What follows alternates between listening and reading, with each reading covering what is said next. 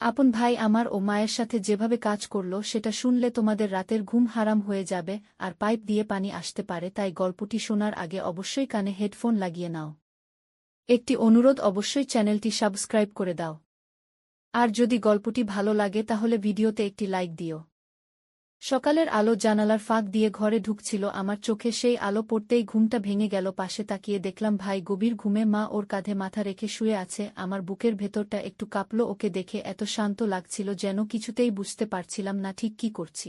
তারপরও মন চাইল আরেকটু কাছে যাই। আমি ধীরে ধীরে উঠে বসলাম, শরীরে পাতলা একটা চাদর জড়ানো, ওর দিকে তাকিয়ে থাকলাম। ও হঠাৎ ঘুমের মধ্যেই হাত বাড়িয়ে দিল। আমি কিছু না ভেবে হাতটা ধরেই ফেললাম আমার আঙুলের উপর। ওর আঙুলের ছোঁয়া লাগতেই শরীরটা যেন শিহরিত হয়ে উঠল। মা তখনও ঘুমোচ্ছিল আমার, আর ওর চোখে চোখ পড়তেই একটা অদ্ভুত হাসি ফুটে উঠল ওর ঠোঁটে। আমি আস্তে করে বললাম, আয় একটু বাইরে যাই। ও মাথা নেড়ে উঠল। মা এখনও ঘুমিয়ে, মা যেন জানেই না আমাদের মধ্যে এই মুহূর্তে কি চলছে। আমি ওর হাত ধরে বারান্দায় নিয়ে এলাম। সকালের হাওয়া বইছিল, ওর গায়ের গন্ধ আমার শরীর জুড়ে ছড়িয়ে পড়ছিল। ওর গলায় মুখ রেখে আমি বললাম, আজ তোকে কোথাও যেতে হবে না, না কাজ না স্কুল, শুধু আমি, তুই আর মা। ও মুচকি হেসে বলল, তাহলে একটু গোসল করলে হয় না একসাথে? আমি প্রথমে চমকে উঠলাম, তারপর আবার মনে পড়ল আগের রাতের কথা। আমি মাথা নেড়ে বললাম, মা কি উঠেছে? ও বলল, দেখি ডাকি। ও ঘরে ফিরে গিয়ে মাকে জাগালো। মা একটু ঘুম ঘুম চোখে তাকিয়ে বলল, কি হলো? ভাইয়া আস্তে করে বলল, চলো আমরা তিনজন একসাথে গোসল করি একবার। মা প্রথমে একটু লজ্জা পেল, মুখটা অন্যদিকে ফিরিয়ে বলল, এসব আবার কি কথা? আমি ওর পাশে গিয়ে বসে মায়ের হাত ধরলাম, বললাম, মা তুমি যদি চাও তাহলে আজ একটা নতুন দিন হতে পারে আমাদের জন্য। মা আমার মুখের দিকে তাকিয়ে কিছুক্ষণ চুপ করে রইল, তারপর বলল, ঠিক আছে, তবে যেন কেউ বাইরে না আসে, দরজা লাগিয়ে দিস। আমার মন আনন্দে ভরে উঠল। আমরা তিনজন একসাথে বাথরুমে ঢুকলাম। আমি আগে পানি ছেড়ে দিলাম, কুয়াশার মতো জলীয় বাষ্প ভরে উঠল ভেতরটা। মা হালকা রঙের শাড়ি পরেছিল আর আমি পাতলা কামিজ। ভাইয়ার গায়ে তখন শুধু হাফ প্যান্ট। আমি জল ছেটাতে লাগলাম ওর গায়ে, ও হেসে উঠল। মা ওর কাঁধে পানি ঢালল। জলের শব্দে চারপাশ একেবারে অন্যরকম হয়ে উঠছিল। আমি ধীরে ধীরে মায়ের পাশে গিয়ে দাঁড়ালাম। মা বলল, একটু সাবান দে তো। আমি মায়ের পিঠে সাবান লাগাতে লাগলাম। মা চোখ বন্ধ করে বলল, কেমন লাগছে জানিস, এতদিন পর কেউ পিঠে হাত রাখল। ভাই পাশে দাঁড়িয়ে হাসছিল। ও বলল, এবার আমার পালা। ও আমার কাছে এসে সাবানের ফেনা লাগাতে লাগল আমার গলার কাছ থেকে পিঠে। ওর হাতের ছোঁয়ায় আমি কেঁপে উঠছিলাম। মা আমাদের দিকে তাকিয়ে বলল, তোরা তো সত্যি বদলে গেছিস। আমি মায়ের দিকে তাকিয়ে বললাম, ভালোবাসা মানুষকে বদলে দেয় মা। ও হঠাৎ মায়ের কাঁধে পানি ঢেলে দিল। মা হেসে বলল, ছেলেটা একদম ছোট বাচ্চার মতো। তিনজনের হাসির শব্দে বাথরুমের বাতাস যেন আরও উষ্ণ হয়ে উঠছিল। আমি হঠাৎ মায়ের হাত ধরে বললাম, মা আজ শুধু আমাদের তিনজনের দিন হবে।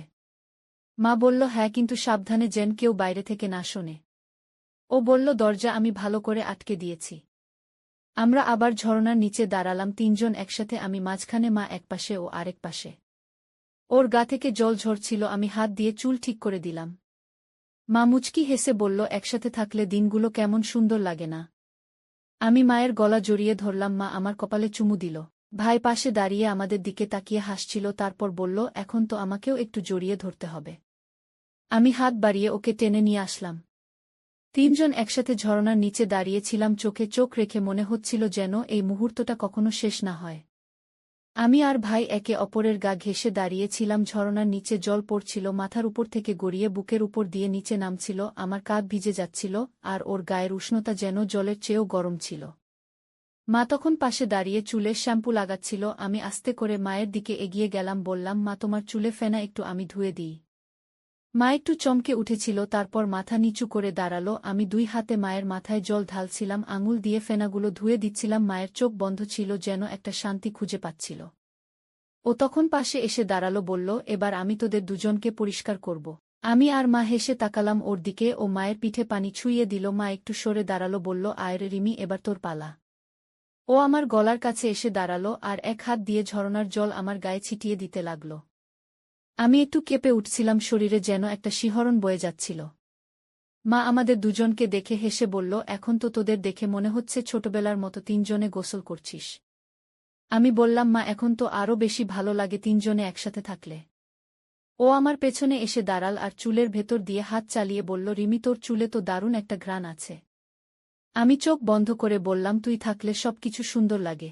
মা তখন আমাদের পাশে এসে দাঁড়ালো, ওর কাঁধে হাত রাখল, বলল, আমি চাই এই মুহূর্তটা যেন কখনো না হারাই।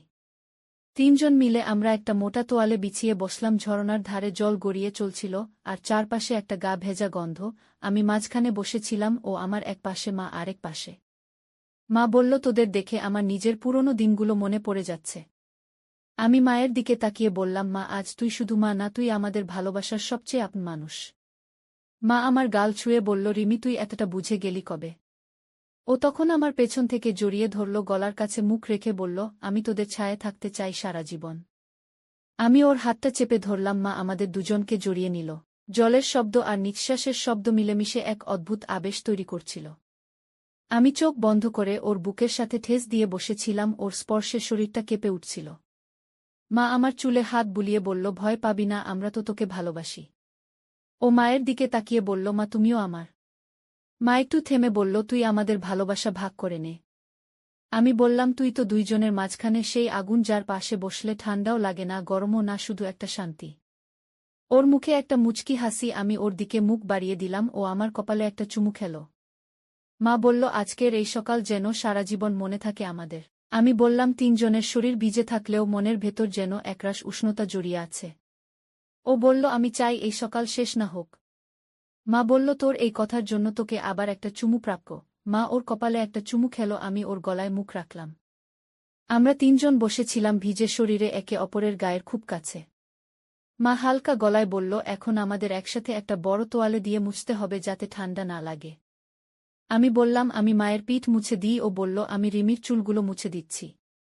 তিনজন মিলে নিজেদের একে অপরের হাতের ছোঁয়ায় শুকিয়ে নিতে লাগলাম। মা বলল, আজকের দিনটা শুরু হলো আমাদের ভালোবাসা দিয়ে। আমি বললাম, আর এই সকালটা যেন আমাদের তিনজনের জীবনে চিরকাল জেগে থাকে। গোসল শেষে আমরা তিনজন একসাথে ঘরে ফিরছিলাম। আমি আগে হেঁটে যাচ্ছিলাম, তোয়ালে জড়ানো শরীরে। পেছন থেকে ভাই আমার হাত ধরে ফেলল। আমি একবার ঘাড় ঘুরিয়ে তাকালাম, ও মুচকি হেসে বলল, একটু দাঁড়া রিমি। মা তখন পেছনেই ছিল, বলল, কি হলো, তোরা এত কিসব ফিসফিস করছিস? আমি হেসে বললাম, কিছু না মা, একটু আদর করছিল আমাকে। মা হাসতে হাসতে বলল, এখনো তোরা ছোটই রয়ে গেলি মনে হয়। আমি বললাম, ছোট তো থাকতেই চাই, যদি তোমার কোল আর ওর বুক আমাকে আগলে রাখে। ঘরে ঢুকে আমি বিছানায় বসলাম, ও আমার পাশে এসে বসল। মা ওদের পাশে এসে বসতেই আমি বললাম, মা, আজ আমাদের একটা খেলা খেলতে হবে। মা অবাক হয়ে বলল, আবার কেমন খেলা? ভাই বলল, যার চোখ বাঁধা থাকবে সে আমাদের ছুঁয়ে বুঝবে কে মা আর কে আমি। মা হেসে বলল, বাহ, রিমি তো আজ একেবারে অন্যরকম মেয়ে হয়ে গেছে। আমি বললাম, ভালোবাসা মেয়েকে বদলে দেয় মা। ওর চোখে রুমাল বেঁধে দিলাম। ওর দৃষ্টি একেবারে অন্ধকার, ও মুখে শুধু একটা মুচকি হাসি। মা আমার দিকে তাকিয়ে বলল, ও যদি আমাদের চিনে না ফেলে তাহলে? আমি বললাম, তাহলে একটা পুরস্কার দিতে হবে। ও বলল, আমি রাজি। আমি প্রথমে ওর গায়ে হাত রাখলাম, গলার পাশে আঙুল বোলাতে বোলাতে বললাম, কে আমি বলো? ভাই বলল, তুমি রিমি। আমি একটু চমকে উঠলাম। মা পাশে হেসে বলল, এখন আমার পালা। মা ওর গায়ে হাত রাখল, গলা থেকে পিঠের দিকে আঙুল চালিয়ে বলল, এবার বল কে আমি? ও বলল, মা। আমি বললাম, বাহ, তুমি তো সব বুঝে ফেলছ। ও বলল, আমি তোদের ছোঁয়া ভুলিনি। আমি রুমাল খুলে দিলাম। ওর চোখে আলো পড়তেই আমার দিকে তাকিয়ে হাসল। মা বলল, এবার তোর পালা, চোখ বেঁধে রাখি। ভাই রাজি হয়ে মাথা নিচু করল। আমি আর মা মিলে ওর চোখে কাপড় বেঁধে দিলাম। এবার শুরু হলো সত্যি খেলা। আমি মায়ের হাত ধরলাম, দুজন একসাথে ওর গা ছুঁয়ে দিলাম। আমি গলার পাশে মুখ রাখলাম, মা পিঠে হাত রাখল। ওর গা কেঁপে উঠছিল। ও বলল, কে কার ছোঁয়া আলাদা করা অসম্ভব। আমি বললাম, তাহলে পুরস্কার তোর। ভাই বলল, পুরস্কার চাই না, শুধু চাই এই মুহূর্তটা হারিয়ে না যাক। মা বলল, তাহলে আজ আমাদের তিনজনের একটা দিন হোক, শুধু আমাদের। আমি ওর পাশে গিয়ে বসলাম। ও আমাকে জড়িয়ে ধরল। মা ওর মাথায় হাত রাখল। আমরা বিছানায় বসে একটা মোটা চাদর জড়ালাম, তিনজন একসাথে। আমার মাথা ওর কাঁধে, মা ওর পিঠে হাত রাখছিল। ও বলল, মা, রিমি, তোরা থাকলে আমার কোনো ভয় নেই। আমি বললাম, আমরাও তোকে ছাড়া কিছু ভাবতে পারি না। মা বলল, এই ঘর, এই বিছানা, এই সকাল শুধু আমাদের থাক। ও বলল, আজকের সকাল আমার জীবনের সবচেয়ে সুন্দর সময়। আমি বললাম, আজকে তুই শুধু আমার। মা বলল, আর আমাদের? ও হেসে বলল, আমি তোমাদেরই। আমরা তিনজন একে অপরকে জড়িয়ে বসে রইলাম। ঘরের বাতাসে তখন শুধু নিঃশ্বাসের শব্দ আর ভালোবাসার স্পর্শ। মা আমার কপালে চুমু খেল, আমি ওর গালে মুখ রাখলাম, ও আমার গলার নিচে চুমু খেল। তিনজনের শরীর একে অপরের গা ছুঁয়েছিল। আমার চোখে তখন শান্তি। মা বলল, রিমি তুই যে এতটা নিজের মানুষ হয়ে উঠবি আমি ভাবিনি। আমি বললাম, মা তুমি না থাকলে আমি তো নিজেকেই চিনতাম না। ও বলল, তোমরা না থাকলে আমি কিছুই ছিলাম না। সেই সকালটা যেন একটা নতুন পৃথিবীর দরজা খুলে দিল আমাদের সামনে। রাত তখন গভীর। চারপাশ একেবারে নীরব। রিমি বিছানার এক পাশে বসেছিল। ওর চোখে ঘুম ছিল না। মাথার ভেতর শুধু একটাই ভাবনা ঘুরছিল। আজ রাতে কি হতে চলেছে? ও বুঝে উঠতে পারছিল না। মা তখন পাশের ঘরে তৈরি হচ্ছিল। হালকা করে একটা পারফিউম স্প্রে করল। চুলগুলো আলতো করে বাঁধল। পরে এল হালকা গোলাপি রঙের একটি শাড়ি, যা পুরো শরীরটাকে আবৃত করলেও চোখ ফেরানো যায় না এমন। আবির তখনও চুপচাপ বসেছিল। ওর দৃষ্টি বারবার ঘরের দরজার দিকে যাচ্ছিল। মনের ভেতর অদ্ভুত এক উত্তেজনা কাজ করছিল। হঠাৎ মা এসে দরজায় দাঁড়াল। রিমিকে একবার তাকাল। তারপর আস্তে করে বলল, চল আজ রাতটা আমাদের হবে। রিমির বুকটা ধক করে উঠল। ওর চোখে পানি চলে এলো। কিন্তু সেই পানির ভেতরে লুকানো ছিল এক ধরনের ভালোবাসা। একটা চাপা অভিমান ছিল। ও বলল, তোমরা থাকো, আমি দূরে বসে দেখব। মা এগিয়ে এসে রিমির পাশে বসল। ওর গাল ছুঁয়ে বলল, তুই আমার বুকের ভেতর সবচেয়ে নরম জায়গায় থাকিস। তুই না থাকলে এই রাতটাই অসম্পূর্ণ লাগত। তোরও তো ভালো লাগে আবিরের ছোঁয়া, তুই চুপ করে থেকে নিজেকে কষ্ট দিস না। রিমির চোখ বড় হয়ে উঠল। ও বলল, তুমি কি জানো আমি আর আবির? মা হেসে বলল, সব জানি মা। তাই তো আজকের রাত তোমাদের দুজনের জন্য সাজানো। এই কথা শুনে আবির ধীরে ধীরে রিমির দিকে এগিয়ে এলো। ওর পাশে বসে ওর হাতটা ধরল। রিমি কেঁপে উঠল। ও বলল, তুমি এতক্ষণ কোথায় ছিলে? আবির বলল, তোমার অপেক্ষায় ছিলাম। আজ তুমি, আমি আর মা, তিনজন একসাথে। মা উঠে এলো বিছানার একপাশে। ওদের দুজনকে জড়িয়ে ধরল। তারপর বলল, এমন একটা মুহূর্তের জন্যই তো আমরা কদিন ধরে প্রস্তুত হচ্ছিলাম। হাওয়া ধীরে ধীরে জানালার পর্দা নাড়িয়ে দিচ্ছিল। ঘরের আলো হালকা হয়ে আসছিল। শুধু আবির, রিমি আর মায়ের নিঃশ্বাসগুলো যেন এক হয়ে যাচ্ছিল। আবির রিমির মুখের দিকে তাকাল। তারপর আস্তে করে বলল, তোমার ঠোঁটে এক ফোঁটা কাঁপা আছে। আমাকে একটু ছুঁতে দাও। রিমি চোখ বন্ধ করে মাথা হেলিয়ে দিল। আবির এগিয়ে এসে ওর ঠোঁটে ঠোঁট রাখল। সেই চুমুতে ছিল অপেক্ষার হাজারো ছোঁয়া। মা তখন ওদের দুইজনের মাথায় হাত রেখে জড়িয়ে ধরল। তিনজন যেন এক সুরে এক আবেগে মিশে